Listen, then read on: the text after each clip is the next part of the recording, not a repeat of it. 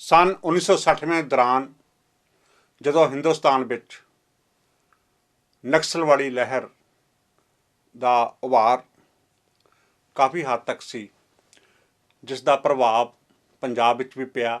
ਉਸ ਲਹਿਰ ਦੇ ਕੁਝ ਕਵੀਆਂ ਨੇ ਸਾਡੇ ਪੰਜਾਬੀ ਸਾਹਿਤ ਦੀ ਝੋਲੀ ਵਿੱਚ ਬਹੁਤ ਹੀ ਅਮੁੱਲਾ ਕਵਿਤਾ ਦਾ ਯੋਗਦਾਨ ਪਾਇਆ।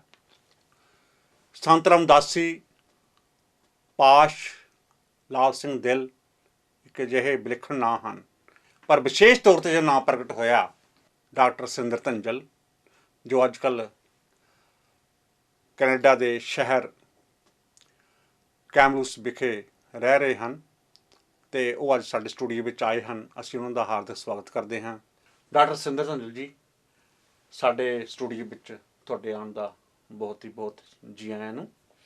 ਅੰਮ੍ਰਿਤ ਦੀਵਾਨਾ ਜੀ, ਤੁਹਾਡਾ ਅਤੇ ਮਹਿਕ ਪੰਜਾਬ ਦੀ ਪ੍ਰੋਗਰਾਮ ਦੇ ਦਰਸ਼ਕਾਂ ਦਾ, ਸਰੋਤਿਆਂ ਦਾ ਹਾਰਦਿਕ ਧੰਨਵਾਦ। ਧੰਜਲ ਸਾਹਿਬ, ਕ੍ਰਾਂਤੀਕਾਰੀ ਪੰਜਾਬੀ ਕਵਿਤਾ ਦੇ ਮੋਢੀ ਕਵੀ ਕਿਹੜੇ ਹਨ? ਕ੍ਰਾਂਤੀਕਾਰੀ ਪੰਜਾਬੀ ਕਵਿਤਾ ਦੇ ਵਿੱਚ 9 ਮੋਢੀ ਕਵੀ ਮੰਨੇ ਜਾਂਦੇ ਨੇ, ਜਿਨ੍ਹਾਂ 'ਚੋਂ 5 ਸਾਡੇ ਵਿਚਕਾਰ ਨਹੀਂ ਹਨ। ਪਾਸ਼, ਸੰਤ ਰਾਮਦਾਸੀ, ਲਾਲ ਸਿੰਘ ਦਿਲ, ਹਰਭਜਨ ਹਲਵਾਰਬੀ ਅਤੇ ਗੁਰਦੀਪ ਗਰੇਵਾਲ, ਇਹ 5 ਸਾਨੂੰ ਸਦੀਵੀ ਵਿਛੋੜਾ ਦੇ ਚੁੱਕੇ ਹਨ।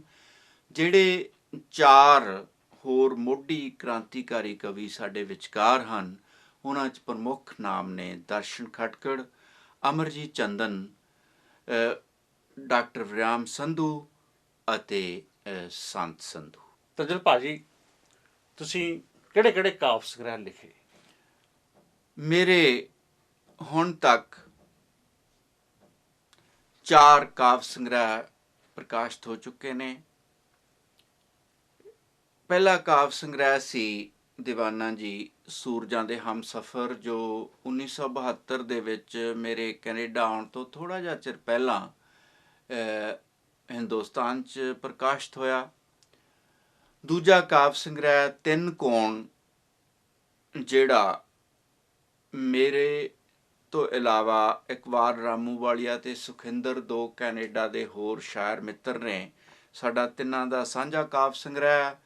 ਔਰ ਉਹ ਕਈ ਵਰ੍ਹੇ ਦਿੱਲੀ ਯੂਨੀਵਰਸਿਟੀ ਦੇ MA ਦੇ ਵਿਦਿਆਰਥੀਆਂ ਨੂੰ ਪੜ੍ਹਾਇਆ ਜਾਂਦਾ ਰਿਹਾ। 1979 'ਚ ਪ੍ਰਕਾਸ਼ਿਤ ਹੋਇਆ। ਫਿਰ 1985 ਦੇ ਵਿੱਚ ਫਿਰਕੂ ਜਨੂਨ ਅਤੇ ਹਕੂਮਤੀ ਦਹਿਸ਼ਤਗਰਦੀ ਦੇ ਦੌਰ ਦੇ ਵਿੱਚ ਤੀਜਾ ਕਾਵਿ ਸੰਗ੍ਰਹਿ ਛਪਿਆ, ਜ਼ਖਮਾਂ ਦੀ ਫਸਲ। ਅਤੇ ਚੌਥਾ ਅਤੇ ਛੋਟਾ ਜਿਹਾ ਕਾਵਿ ਸੰਗ੍ਰਹਿ ਪਾਸ਼ ਦੀ ਯਾਦ ਵਿੱਚ 10 ਕਵਿਤਾਵਾਂ, ਇਹ ਪਾਸ਼ ਦੇ ਕਤਲ ਤੋਂ ਬਾਅਦ 23 ਮਾਰਚ 1988 ਤੋਂ ਬਾਅਦ ਪ੍ਰਕਾਸ਼ਿਤ ਹੋਇਆ। ਸੋ ਇਹ ਹਨ 4 ਕਾਵਿ ਸੰਗ੍ਰਹਿ ਜਿਹੜੇ ਮੈਂ ਹੁਣ ਤੱਕ ਪੰਜਾਬੀ ਸਾਹਿਤ ਦੀ ਝੋਲੀ 'ਚ ਪਾਏ ਨੇ।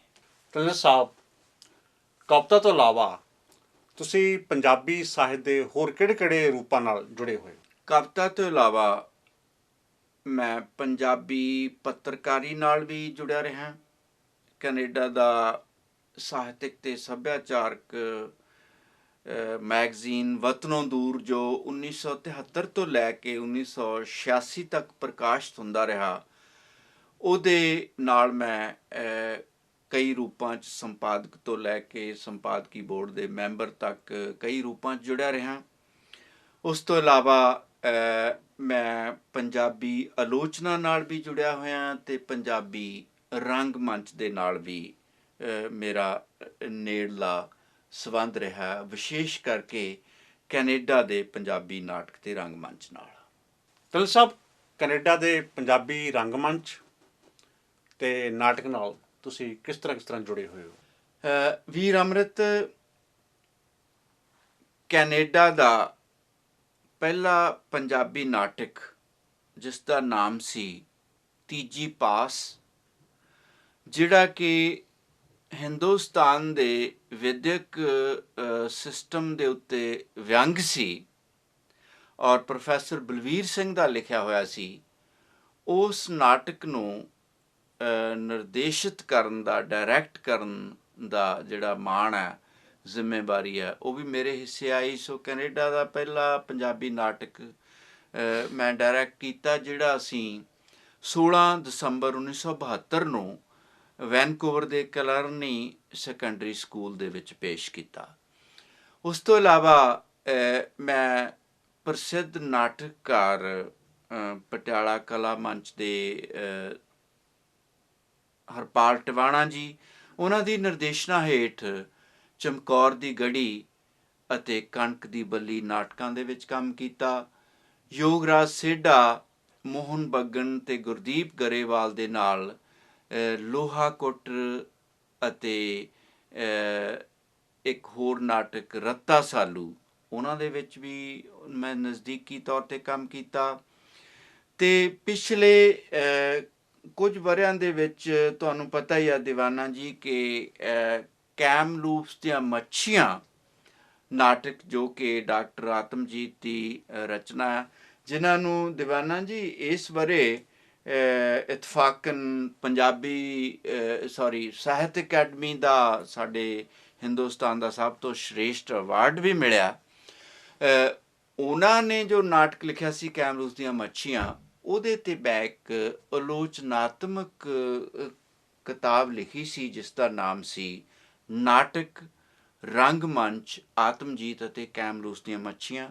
ਸੋ ਮੈਂ ਕੈਨੇਡਾ ਦੇ ਪੰਜਾਬੀ ਨਾਟਕ ਦੀ ਨਿਰਦੇਸ਼ਨਾ ਨਾਲ ਅਤੇ ਤੀਜੀ ਪਾਸ 'ਚ ਮੈਂ ਰੋਲ ਵੀ ਕੀਤਾ ਸੀ, ਕਣਕ ਦੀ ਬੱਲੀ ਅਤੇ ਚਮਕੌਰ ਦੀ ਗੜੀ 'ਚ ਰੋਲ ਵੀ ਕੀਤਾ। ਸੋ ਇੱਕ ਅਦਾਕਾਰ ਵਜੋਂ ਔਰ ਨਾਟਕ ਦੇ ਆਲੋਚਕ ਵਜੋਂ ਤਿੰਨਾਂ ਰੂਪਾਂ 'ਚ ਜੁੜਿਆ ਰਿਹਾ। ਅੱਛਾ ਤੰਦਰ ਸਾਹਿਬ, ਇੱਕ ਗੱਲ ਦੱਸੋ ਬਈ, ਤੁਸੀਂ ਪੜ੍ਹਾਉਂਦੇ ਕੰਪਿਊਟਰ ਸਾਇੰਸ ਹੋ ਅਤੇ ਤੁਸੀਂ ਜਿਹੜੀ PhD ਕੀਤੀ ਆ ਉਹ ਪੰਜਾਬੀ ਆਪਣੇ ਸਾਹਿਤ ਆ, ਅਤੇ ਇਹ ਕੀ ਸੁਮੇਲ ਹੈ? ਇਹਦੇ ਬਾਰੇ ਜਰਾ ਵਿਸਥਾਰ ਸਹਿਤ ਸਾਡੇ ਸਰੋਤਿਆਂ ਨੂੰ ਦੱਸੋ। ਵੀਰ, ਤੁਸੀਂ ਬਹੁਤ ਅੱਛਾ ਕੀਤਾ ਜਿਹੜਾ ਮੈਨੂੰ ਵਿਗਿਆਨ ਅਤੇ ਸਾਹਿਤ ਦੇ ਸੁਮੇਲ ਬਾਰੇ ਇਹ ਸਵਾਲ ਪੁੱਛਿਆ। ਕਈ ਵਾਰੀ ਸਾਹਿਤਕਾਰਾਂ 'ਤੇ ਦੋਸ਼ ਵੀ ਲੱਗਦਾ ਕਿ ਉਹ ਕਲਪਨਾ ਦੀ ਉਡਾਰੀ ਤਾਂ ਅਸਮਾਨ ਤੱਕ ਇੰਨੀ ਲੈ ਜਾਂਦੇ ਆ ਕਿ ਜ਼ਮੀਨ 'ਤੇ ਪੈਰ ਹੀ ਨਹੀਂ ਲਾਉਂਦੇ। ਵਿਗਿਆਨ ਅਸਲ ਵਿੱਚ ਤੁਹਾਨੂੰ ਜ਼ਮੀਨ ਦੇ ਨਾਲ ਜੋੜੀ ਰੱਖਦੀ ਹੈ। ਮੈਂ ਪਿਛਲੇ 25 ਸਾਲਾਂ ਤੋਂ ਕੈਨੇਡਾ ਦੀਆਂ ਯੂਨੀਵਰਸਿਟੀਆਂ 'ਚ ਕੰਪਿਊਟਰ ਵਿਗਿਆਨ ਪੜ੍ਹਾ ਰਿਹਾ। ਪਹਿਲਾਂ ਯੂਨੀਵਰਸਿਟੀ ਆਫ ਅਲਬਰਟਾ ਐਡਮੰਟਨ 'ਚ ਪੜ੍ਹਾਉਂਦਾ ਸੀ। ਅੱਜ ਕੱਲ੍ਹ ਟੋਮਸਨ ਰਿਵਰਸ ਯੂਨੀਵਰਸਿਟੀ ਕੈਮਲੂਪਸ ਦੇ ਵਿੱਚ ਪੜ੍ਹਾ ਰਿਹਾ 1979 ਤੋਂ 1999 ਤੋਂ। PhD ਮੈਂ ਪੰਜਾਬੀ ਸਾਹਿਤ ਦੇ ਉੱਤੇ ਕੀਤੀ ਹੈ। ਮੇਰਾ ਵਿਸ਼ਾ ਸੀ ਉੱਤਰੀ ਅਮਰੀਕਾ ਦੀ ਪੰਜਾਬੀ ਕਵਿਤਾ ਆਧੁਨਿਕ ਸੰਵੇਦਨਾ, ਜਿਸ ਨੂੰ ਆਪਾਂ ਜੇ ਅੰਗਰੇਜ਼ੀ 'ਚ ਅਨੁਵਾਦ ਕਰੀਏ ਤਾਂ ਬਣਦਾ north American Punjabi poetry modern sensibility, ਜਿਹਦੇ ਵਿੱਚ ਕੈਨੇਡਾ ਦੇ 11 ਕਵੀਆਂ ਬਾਰੇ ਔਰ USA ਦੇ 10 ਕਵੀਆਂ ਬਾਰੇ ਵਿਸਥਾਰ ਦੇ ਨਾਲ ਡਿਸਕਸ ਕੀਤਾ ਗਿਆ। ਅਤੇ ਦੀਵਾਨਾ ਜੀ, ਇੱਕ ਮੈਂ ਖੁਸ਼ੀ ਤੁਹਾਡੇ ਨਾਲ ਹੋਰ ਸਾਂਝੀ ਕਰਨੀ ਸੀ ਕਿ ਮੈਂ ਅਗਲੇ 1-2 ਸਾਲਾਂ 'ਚ ਆਪਣੀ ਦੂਸਰੀ PhD ਵੀ ਪੂਰੀ ਕਰਨ ਵਾਲਾ ਕੰਪਿਊਟਰ ਸਾਇੰਸ ਅਤੇ ਮੈਥੇਮੈਟਿਕਸ ਉੱਤੇ, ਜਿਹੜੀ ਮੇਰੀ ਸਿਹਤ ਦੇ ਕਾਰਨਾਂ ਕਰਕੇ ਥੋੜ੍ਹੀ ਜਿਹੀ ਲੇਟ ਹੋ ਗਈ ਹੈ। ਮੇਰੀ ਸਮੁੱਚੀ ਬੈਕਗਰਾਊਂਡ ਜਿਹੜੀ ਹੈ ਉਹ ਗੁਰੂ ਨਾਨਕ ਇੰਜੀਨੀਅਰਿੰਗ ਕਾਲਜ ਲੁਧਿਆਣਾ ਤੋਂ 1971 ਦੇ ਵਿੱਚ ਇਲੈਕਟ੍ਰੀਕਲ ਇੰਜੀਨੀਅਰਿੰਗ ਤੋਂ ਸ਼ੁਰੂ ਹੁੰਦੀ ਹੈ। ਫਿਰ ਯੂਨੀਵਰਸਿਟੀ ਆਫ ਵਿੰਡਜ਼ਰ ਓਨਟੇਰੀਓ ਦੇ ਵਿੱਚ electrical engineering, McMaster University Hamilton ਦੇ ਵਿੱਚ computer science, University of Waterloo ਦੇ ਵਿੱਚ computer scientist, University of British Columbia ਦੇ ਵਿੱਚ ਕੰਪਿਊਟਰ ਸਾਇੰਟਿਸਟ।